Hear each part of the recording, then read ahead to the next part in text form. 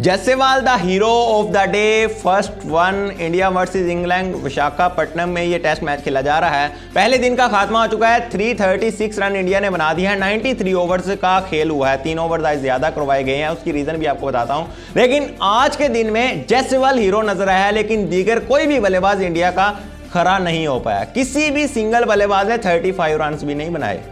Individual की बात कर रहा हूं, जायसवाल अकेले ने 179 रन बनाए हैं। बड़ी जबरदस्त ब्रिलियंट किस्म की नाक खेली है। मैं समझता हूं कि इसका डबल टर्न होना चाहिए, ही डिजर्व डबल टर्न। इससे पहले भी इसने इस तरह की नाक खेली है वेस्ट इंडीज के अंदर जाकर 180 प्लस, लेकिन उधर डबल टर्न नहीं बना पाए थे। लेकिन इधर ये डिजर्व करता है। विशाखापट्टनम की ये ग्राउंड में बड़ी जबरदस्त किस्म की इसने बैटिंग की है। अकेला तनहा इंग्लैंड के बॉलर्स के अगेंस्ट बैटिंग कर रहा था। जेम्स एंडरसन को इसने थोड़ा स्टॉप करके रखा है, लेकिन बाकी बॉलर्स के अगेंस्ट ये अच्छा खासा उनको धोया है। यही जायसवाल की क्वालिटी है कि ये बड़ा स्मूथ किस्म की बैटिंग करता है। इसके पास टैलेंट की तो कोई इंडिया के पास टैलेंट की कमी रही नहीं है। जायसवाल टैलेंटेड है, बड़ा कमाल का एक्स्ट्रा ऑर्डिनरी किस्म की शॉट्स खेलता है, डरता नहीं है, फियरलेस क्रिकेट खेलता है, लेकिन थोड़ी सी जल्दी कर देता था। आज इसने स्मूथ बैटिंग की है, एक एंड संभाले रखा है। आप अंदाजा कर लें, किसी भी बल्लेबाज ने 35 रन नहीं बनाए इंडिया के, और 36 रन ओवरऑल हुए हैं, तो इसके 179 रन है। डबल टर्न डिजर्व करता है। ओवरऑल आज का दिन अगर देखें तो रोहित शर्मा 14 रन बनाने के बाद शोएब बशीर की बॉल पर आउट हो गए थे। शुभमन गिल एक दफा फिर मुझे मायूस किया है। शुभमन गिल ने पिछली 13 इनिंग्स के अंदर एक भी 40 इनिंग्स क्रॉस नहीं की, एक भी 40 प्लस इनिंग्स नहीं खेली। आज फिर 34 रन बनाने के बाद आउट हो गए। उसके बाद अगर बात करें, श्रेयस अय्यर भी एक दफा फिर बड़ी इनिंग्स खेलने में नाकाम रहे हैं, वो भी आउट हो गए। केएस भारत भी लंबी इनिंग्स नहीं खेल पाए। रजत पाटीदार को मौका दिया गया, लेकिन वो भी 32 रन बनाने के बाद आउट हो गए। ओवरऑल 336 इंडिया ने बना लिए।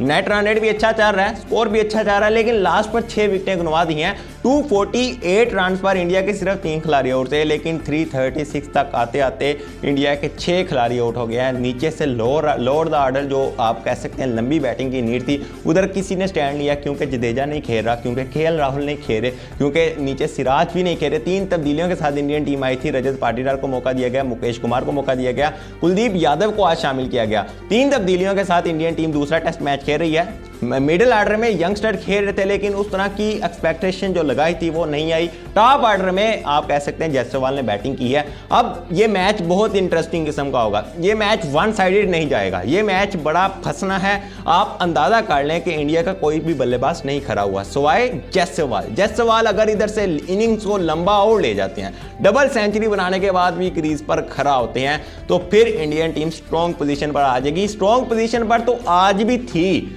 लेकिन जब जायसवाल का साथ किसी ने नहीं निभाया, 6 खिलाड़ी दिन के अख्ताम तक आप गुनवाते, लास्ट सेशन में 3 विकेटें आपने गुनवा दी हैं, उधर से आप थोड़ा सा बैक फुट पर चले जाते हैं। लेकिन ओवरऑल इंग्लैंड के बॉलर्स ने कोई खास बॉलिंग नहीं करवाई। आज जेम्स एंडरसन को इंग्लैंड की टीम ने शामिल किया था।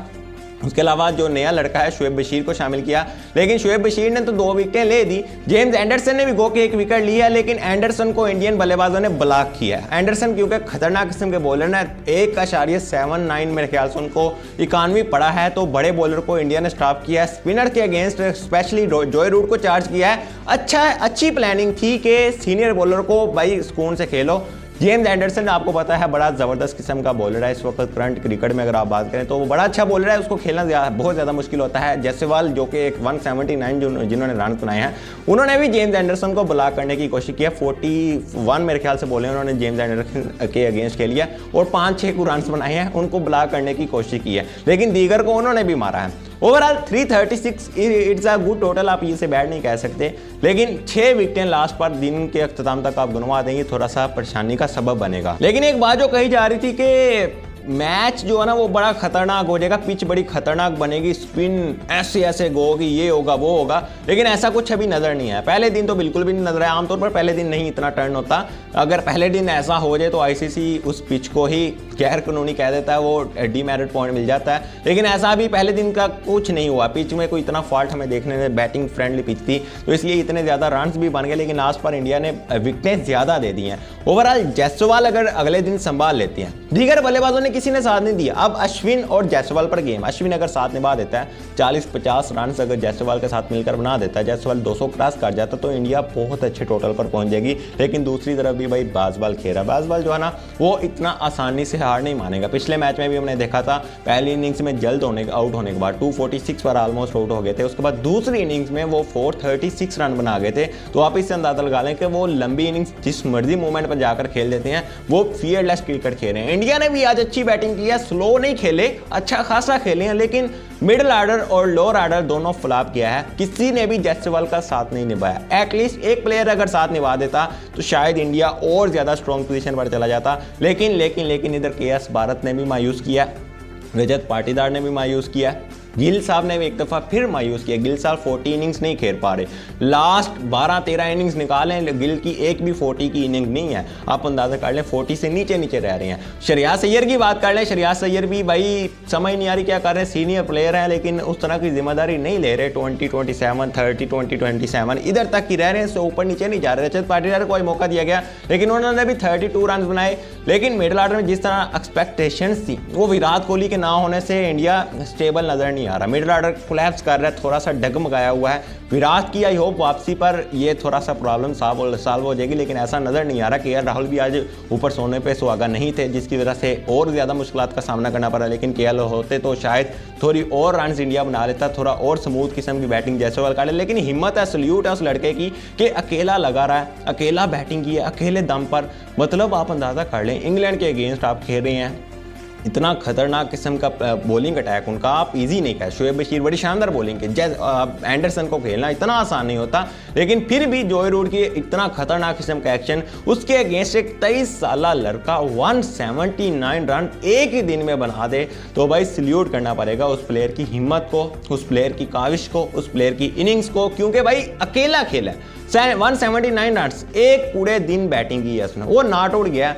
जब आप पूरा दिन खेलते हैं, नॉट आउट जाते हैं, तब आपकी तारीफों के पुल बांधने चाहिए भाई। नॉट आउट जब बैट्समैन सुबह से बैटिंग कर रहा हो, 3 सेशन खेल दे, नॉट आउट वापस जाए, तो भाई कुछ तो उस बैट्समैन में स्पेशल है। जब वो है ही 23 ईयर्स ओल्ड का है, जब 23 साल का लड़का इस तरह की इनिंग्स खेल दे, वो भाई एक्स्ट्रा ऑर्डिनरी में माना जाता है। इससे पहले भी इसने इस तरह का ना खेला हुआ है, लेकिन आई होप्स के भाई ये डबल सेंचुरी बनाए, डबल टर्न ही डिजर्व करता है भाई। पिछले दफा डबल टर्न नहीं हुआ था, इस दफा डिजर्व करता है कि होना चाहिए। 21 रन है, अगर ये कल स्मूथ किस्म की बैटिंग इस तरह ही जारी रखता है तो कोई मुश्किल नजर नहीं आएगा।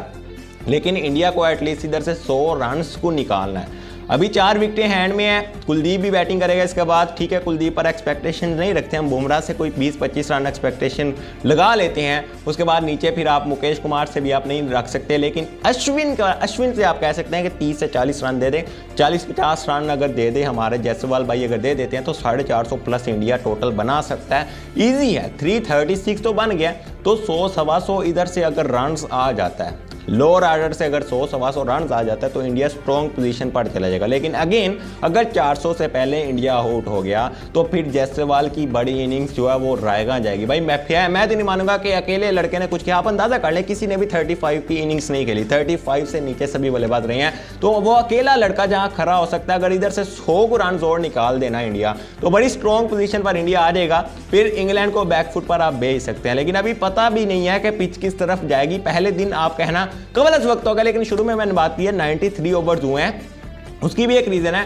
93 ओवर्स इसलिए हुए हैं कि आपको पता है कि पिछले टेस्ट में हमने देखा था कि पूरे 99 ओवर नहीं हो पा रहे थे, जिसकी वजह से जल्दी खेल के फिनिश कर दिया जाता था। स्पिनर्स ने ज्यादा ओवर्स डाले हैं, जिसकी वजह से टाइम बच गया और 3 ओवर्स ज्यादा करवा दिए गए, और अगले ओवर्स में वो कटौती हो जाएगी। ऐसा नहीं है कि आगे भी 93-95 ओवर खेले जाएंगे, ऐसा बिल्कुल भी नहीं है, कटौती वगैरह हो जाएगी। तो मिलते हैं नेक्स्ट वीडियो में, अल्लाह हाफिज।